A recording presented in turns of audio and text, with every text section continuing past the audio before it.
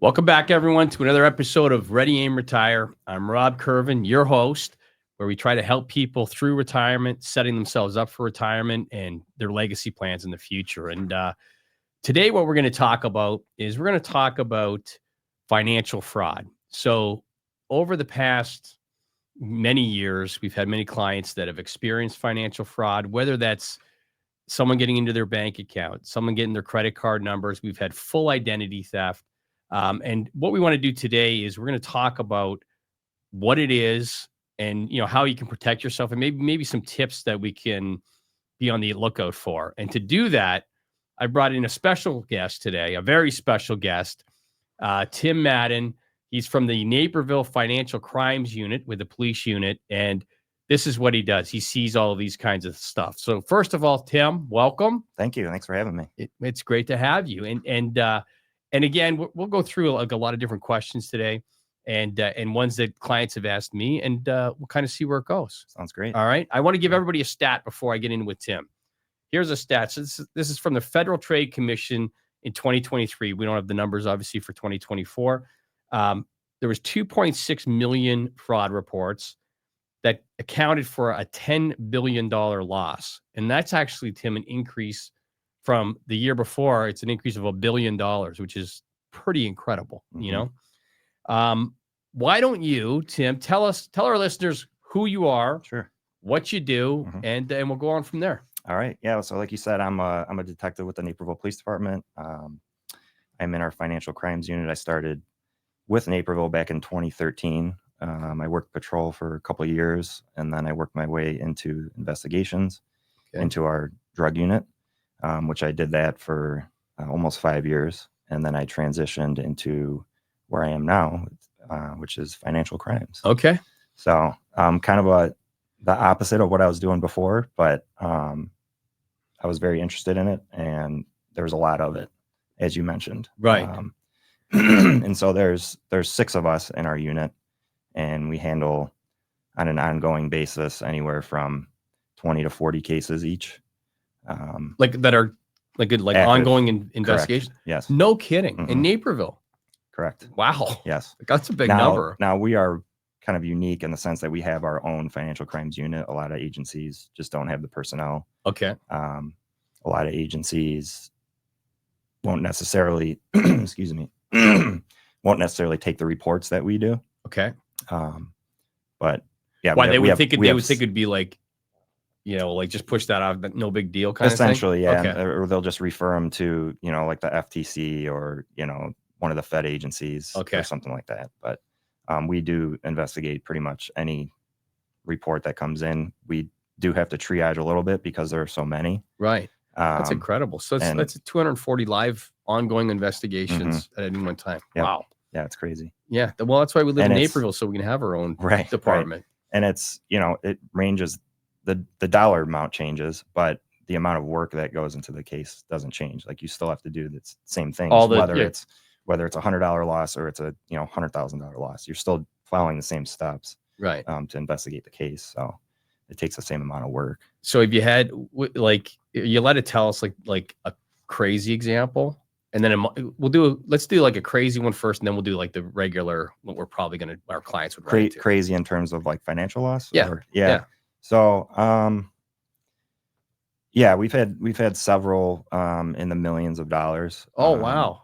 So typically with those, we'll see it's either going to be like an investment fraud involving cryptocurrency, or it's going to be what's called like a romance scam, which if your listeners aren't familiar with, these scam call centers overseas, typically in India, Nigeria, and regions that are not friendly with law enforcement, or where their call centers are basically targeting elderly populations in the U.S.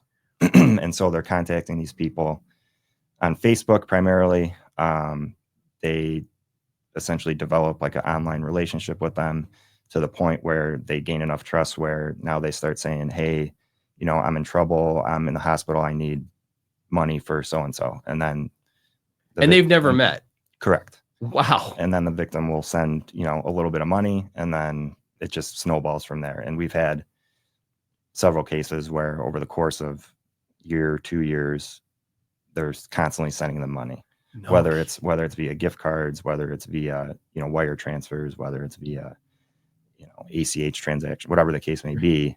And it could get to $1 million? Yeah. Oh my I've seen it get to $1 million. Yeah. Oh my goodness. Mhm. Okay. That's incredible. That's few and far between. Right. Typically we're in the, tens of thousands, hundreds of thousands.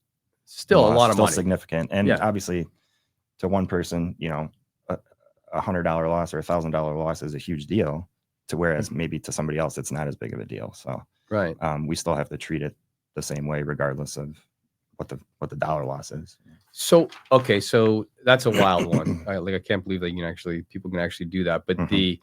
so if you were to describe what's the more, I won't want to say regular, what's the more common things that you kind of come across that could help us out? Yeah. So the typical case we get is going to be identity theft, because it's such a broad category. It's essentially just using someone's personal identifying information. Okay. Which obviously could be name, date of birth, social security number, address, email, endless amounts of personal identifying information. And the fraudster or the suspect is using personal information to obtain money, essentially, or goods or services. And so that's such a broad category. That's typically the case that we get. So it can range from somebody using somebody's checking account or their credit card, or they're opening up a credit card and somebody Under else's their name. right? Okay. And then racking up, however much in charges. We typically see that a lot with Home Depot, some of these home improvement stores, where they're opening up accounts in other people's names. Oh, yeah. Okay, so that's, and the other one we see a lot is forgery. So altered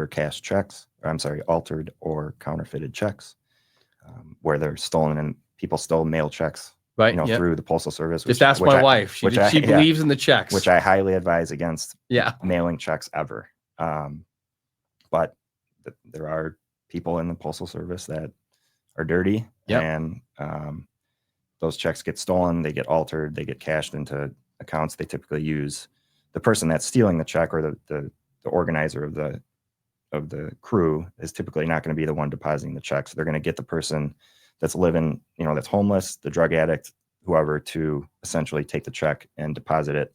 Then that person's either going to get paid in drugs, or they're going to get a cut of whatever they're getting out of the check. Oh, no kidding. Mm-hmm. You know what? I had a client once that had, is that called washing a check? Correct. Okay. Yeah. So they had that where someone was paying for goods from them. Mm-hmm. So this, they ordered all this stuff. They sent this check in, looked like a legitimate check from a legitimate company, and they cashed it. They shipped this person all the goods, and then their bank came back like 3 weeks later and said, this check's no good. Yep. But they were out all the money for the goods. Correct.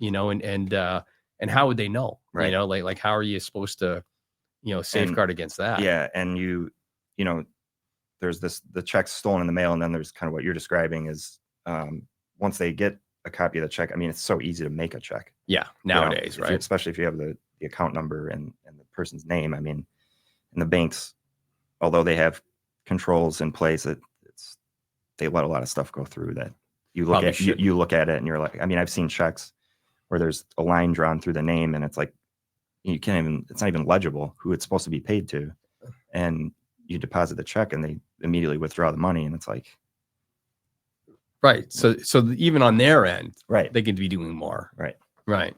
Because I had another client that someone somehow got into their account and withdrew the money and sent it to Citibank, to a Citibank Visa somehow, and then took the money from there. And then she went into the bank, explained what happened. The bank reimbursed. It was a hassle. Sure. The biggest thing with this kind of stuff it seems like if they get into it, or credit cards, you probably get reimbursed, but it's kind of the hassle and the inconvenience, and even thinking like, someone's after my stuff is probably not a good feeling. But so she went into the bank, got it all kind of squared away. 6 weeks later, they did it again. So there was no safeguard put in, and a new account number probably too. Yeah, new account number. Yeah. Exactly. Yeah. And came in and it went back out to Citi. And I think and I don't know why they don't do this, but I think one of the easiest ways to prevent a lot of that from happening is the bank simply just take a photo of the account holder when they open the account and have it. So when somebody comes in to say, hey, I'm so-and-so, and I want to withdraw $10,000 in cash, and they look at the computer and the person standing there is, a 25-year-old male and the account holder's a 76-year-old female, Right. they're not going to be like, you're not that person. Yeah. So, That's a good it point. seems like an easy fix. Maybe there's some sort of privacy law, or I don't know. But I don't know either, but you're right, because when I go in to get money, no one's ever asked me for my ID. right. Like if you have a bank And card or something, or a check or whatever, Sure. yeah, they just cash it. Yeah. And it's so easy to get your hands on a counterfeit driver's license too, Right. with your photo on it, but with the victim's, the account holder's information. Yeah, That totally. you could, if they ask for an ID, they could, to give it to them, and okay. Well, I had 3 daughters, Tim, that, you get to that 20-year-old age and your Yep. friends are 21, they seem to find a way to get these Yes. identifications. Yes, it's very easy. Despite what their father might say to them, Sure. it's like, all that kind of stuff. Yep. How do the scammers, so let's say, I'm targeting somebody. What's the most common way to target somebody? Is it telephone? Is it social media? Mhm. Like, how do they reach out to you originally to kind of get this thing going? Sure. The short answer is all of the above. Okay. But it oftentimes it depends on the type of scam. So like for the romance scams, Yeah. it's typically going to be on your Facebook or your, some other social media profile. But if it's, like what we call like a Google pop-up scam, where you get this thing on your computer that says, your Google account's been compromised, or your Amazon account's been compromised. Or you'll get a text message with like a malicious link in it. That's common. Or just the regular old-fashioned phone call. Right. And I think we might get into it a little bit later, but especially with a lot of the AI technology and voice cloning, it's like, talk about that. Talk about because AI, obviously, everybody listening has heard AI a lot this year.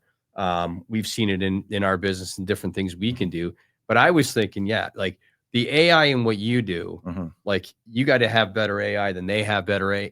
Right. So talk to us about that, like how they're using that to even probably escalate these frauds and instances. Yeah, it's only going to become more sophisticated with AI stuff. Especially with the call centers, they'll be able to use, and we've seen it a little bit now, but with deep fakes videos, with voice cloning, like they can literally, if they can get a clip of, and this is where I talk about the social media, you got to be very careful of what you're posting on social media, because they'll use that to get to know about you. And then they'll use, if you have videos or something, they can take clips of family members' voices, literally clone it. And then when they call you and say, it sounds like them. Yes. Essentially it is them. Right. It's just they've extracted it from your social media. And now, you're getting a phone call from, say, your grandson saying, hey, grandma, I was I got arrested. I need X number of dollars in order to be released. Can you send it here? Right. And that's the grandfather, or the grandson bail scam, they call it. Essentially. Do you see, is that common? Oh yeah. No kidding. All the time. Yeah. So folks listening, if you have grandchildren out there, let's get 2-factor authorization. Yeah. And it'll either be that, or that they were involved in like a car accident and that they're in the hospital and they have these exorbitant bills and you need to send, X number of dollars to this account, or right. Which I could see them all. I could see them all doing. Like if you're not absolutely, if you're not thinking about it, and you're like, okay, let's what do I do? How do I get the money there to help you out? And all these scams, all it is it's social engineering. It's taking advantage of vulnerable populations. These call centers, it's just all volume based. They're calling as many people as they can. They're texting as many people as they can. And it's typically elderly people, or it's typically really younger people. Right. And it's just, and they're good at what they do. The fraudsters, they are, to be honest with you. When you hear them talk on the phone, I'm sure you've gotten scam calls before. For sure we have. Yeah. I always answer just because I like to kind of have a little fun with them. And that's your line, right? Yeah. You know what to look for. A guy like me, Natalie, the other day had somebody call her. I was in a meeting, and and she came into the meeting. She said, this is really urgent. And I go in her office. She goes, oh my gosh, this guy from ComEd, he said that we haven't paid our bill, since August. And I'm like, and I'm thinking, but I'm in the middle of something else. I'm like we don't even get a ComEd bill. And I'm like, I go, find me the bills for ComEd. She's like, I can't find one. I go, I don't think we get a ComEd bill. It's kind of inclusive of our lease. So then she had to call the building management company and just confirm it. And she's like, but she was that said, because she was like, they said I have to go to Meyer. And I'm like, ComEd's not telling you to go to Meyer. Yeah, they can wire it somewhere. Or whatever. But I'll tell you, if I wasn't here, not that I was the stopper, but if I was away or something, Natalie, she would probably think, oh my gosh, yeah, we got to pay this ComEd. And probably that could have happened. And it wasn't a lot of money. It was like $1,700, right? So she'd be like, okay, it's $1,700. I better pay them and like come back. But she was 100% convinced. Yeah. And they're very persistent too. So like one time I got a call, I think it wasn't ComEd. I think maybe it was Comcast, but it was a similar type of situation. And it was a company that I don't have any accounts with. And I'm like, I was just playing along and I'm like, what? I don't have a Comcast account. And they're like, no, you do. And there's a big problem with it. And, so they just push it and push it and push it. And make you double think yourself. Right. Wait, maybe do I? Yeah. Right. And that's what I'm saying. Like they take advantage of people that maybe don't have the means to, or maybe their cognitive abilities are maybe not all there as sharp as they maybe once were. Right. So it's unfortunate for sure, but it happens all the time. Right. And that AI, like them being able to clone a voice it's crazy. It's scary. We had one once, Tim, where, and this kind of goes by what you're saying with when you said, hey, watch your social media, watch these things. So I had a client, and this is a while ago. This is probably pre-COVID. So probably 5 years ago. And he sent me an email, and we get these kind of emails frequently, and maybe ones that look legit a couple times a year at least. But this one, because a big Notre Dame fan, I'm a big Notre Dame fan. So he requested all this money, which was kind of out of character, but here we have to do a verbal too. We're not allowed to just take an email, right? So in this particular case, he requests this money, does all this, but at the bottom says "Go Irish" and then signs a check. I'm like, oh, okay. Like I never thought for a second it wasn't. And it happened to be that he was coming in my office the next day for like a review. So I didn't, I replied, okay, I'll see you tomorrow, check or whatever. And he comes in and we went through everything and it said, oh yeah, I put the money you need, here, you got to sign this together. He goes, what are you talking about? I go, like that email you sent me. He's like, what? And I showed him the email and he was just like, that's not me, and they went to the Naperville police and they got it resolved. And they found that particular one found it from someone he took his computer to get repaired, took the info off it. Okay. Like if you can imagine that. Yeah. And this guy's like, Chuck at the time, he's probably 80 years old. Like just taking this guy, like taking all his stuff. Not thinking anything of it. No, not thinking of anything of it. And so it's kind of wild to the extent they'll go to, but if there's not much money involved, it kind of makes sense. Yeah. It's interesting just to note, I noticed that when you first read the email, you said that, well, that's out of character. That's like your first red flag. If you get an email and you're like, something in your head is like, wait a minute, like, why is he requesting so much money? Totally. So that's kind of one thing to note about the emails. Another thing is they'll typically change. Well, it depends on what they do. Sometimes they'll actually hack into the email servers and they'll be able to create like a rule so that the person whose account it actually is won't see any of the emails that they're sending. But the more common one is there will be like a slight change in the email address, or it'll look a little different when they're sending it. So they could do like Rob Kirvan and maybe just be, instead of AN, put a UN or something. Yeah. Or I'm not going to pay attention to it. Right. Exactly. Right. Like how many people are actually looking at the small email address that you're getting an email from. But yeah, that's interesting that you said that you're a big Notre Dame fan. Yes. Yeah. So it's interesting that they knew that. So they probably. I know you have something on your social media, or I don't know. I'm lost for sure. When you first said social media, I'm like, oh geez, I got to clean this. This thing out. Right. Like, and I'm not a big, I used to be one of those, loved posting on Facebook and all that, and then it became old to me. I'll still go on it, but I don't know the last time I posted, but maybe 2019 when this thing came through, maybe I looked into it then. I don't know, but yeah, they definitely definitely know something between the two of us. Let's go to this. So these are some wild instances. What are some easy steps, Tim, that you can give us to protect ourselves? Sure. The first thing I always tell victims that file a police report, if I get assigned the case and when I call them, the first thing after we get all the details of the initial case, they ask the same question, like what else can I do to? So the first thing I always recommend is putting a credit freeze on your credit with all 3 credit bureaus.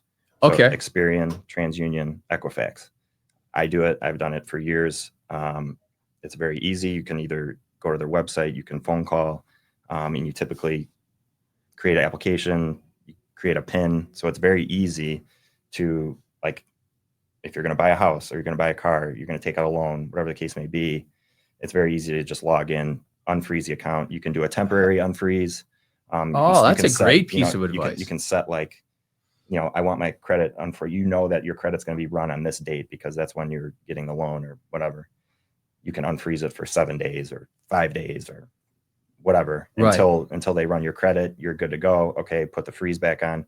And what this does is it just prevents people from opening accounts, essentially. Because you couldn't. You can't, because they're not going to be able to run your credit. Wow, that's a good tip. But you have to make sure that you do it with all 3, because some, depending on your lender or where you're getting your credit from, they're going to run it. One might run it through Equifax, one might run it through Experian, whatever the case may be. So we got Equifax, Experian, TransUnion, right? TransUnion, yep. The other thing, my biggest thing is just be skeptical, and suspicious of everyone. Aren't we already too jaded, Tim? Yeah. It's funny because I did a presentation with one of our crime prevention people, and it was a group of elderly people, and they were all saying how they either fell for a scam once, yada, yada, yada. And one of the guys raised his hand and said, I've never fallen for any of these scams. And I said, oh, why is that? And he said, because I don't trust anyone. Right. I said, I like you. So that's another one. But the emails, don't ever click on any links in emails. Like if you get an unsolicited email, don't click any links, because that's either going to allow them to intrude on your computer and install some sort of malicious software where they'll be able to see, like, your banking information, like when you go to log in your banking information. Right. Same thing with text. Okay. Yeah, same thing with text.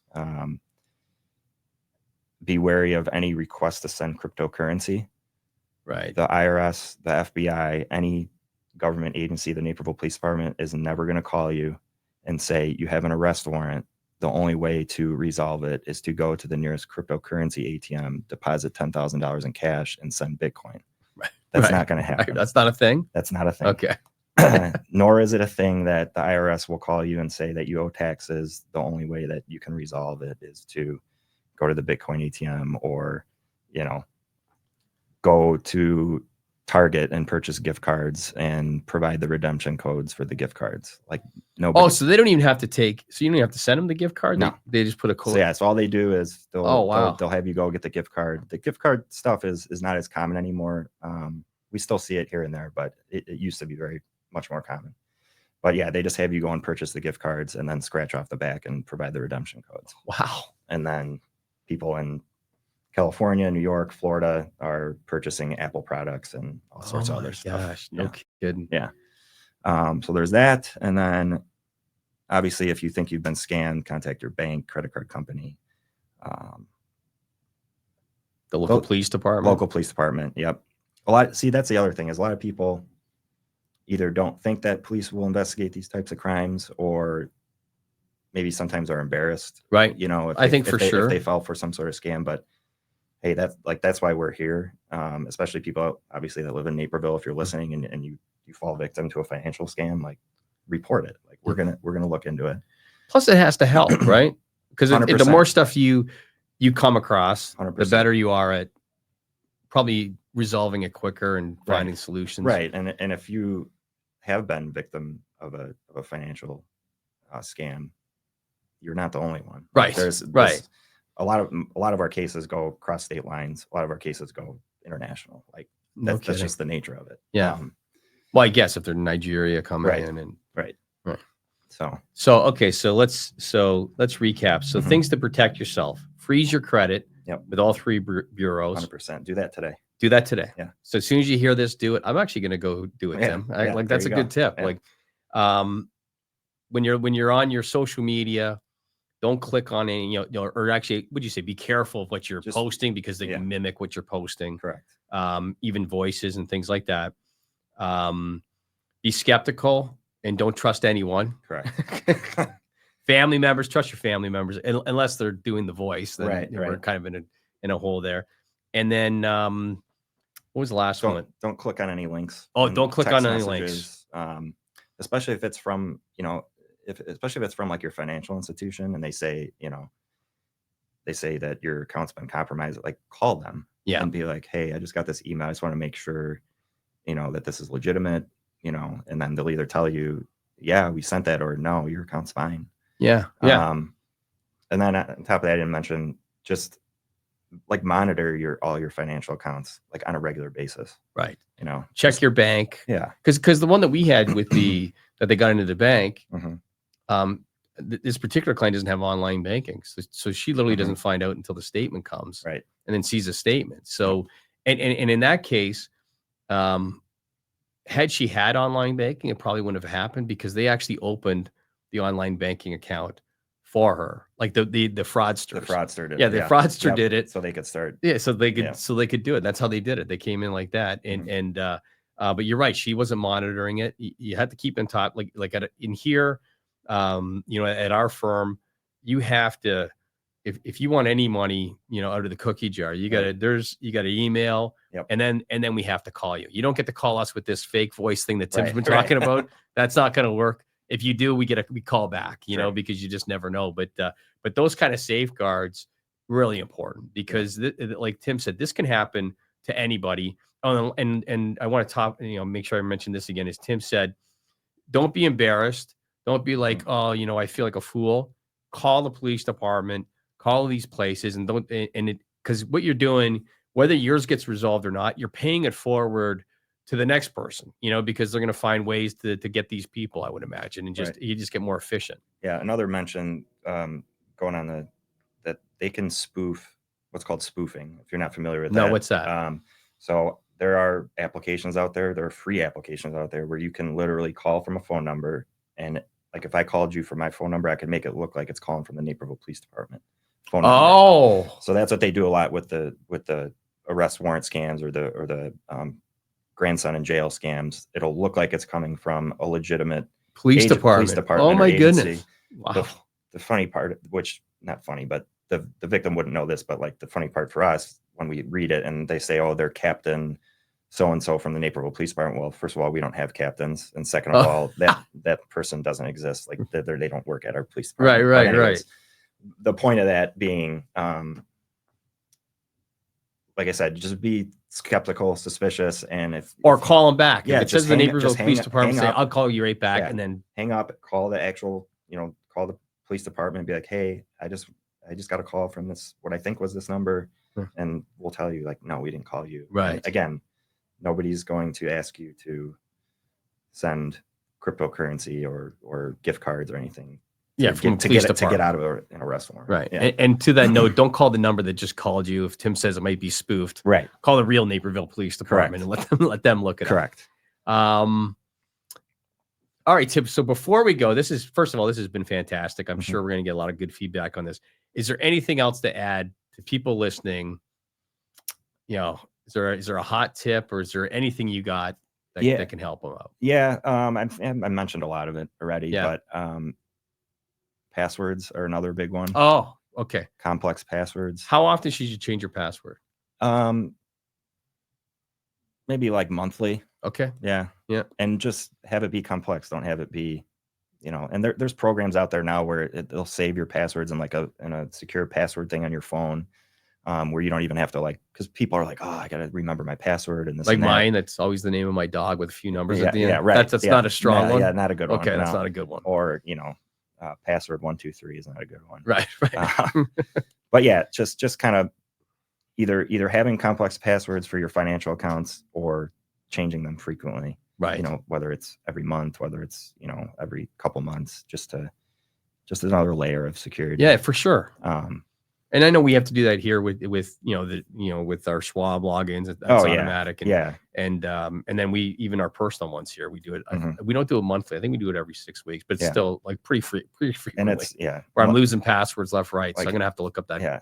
At the police department, you know, I have like, I don't know, 30 different passwords for all these different programs and things that we use. And it's like, you know, every 2-3 weeks, I'm getting an email saying, "Oh, you have to update your password." And I'm like, hey. I know. But I get it, you know. No, and I get it. It seems like a pain while you're doing it. I'm sure you feel the same thing. And I'm always like, I'm rolling my eyes the same way. But at the end of the day, it's protection for our clients, protection for us. Right. And even this kind of stuff that we've been talking about today, right? Yeah. And 2-factor authentication is another. That's another big one. Yeah.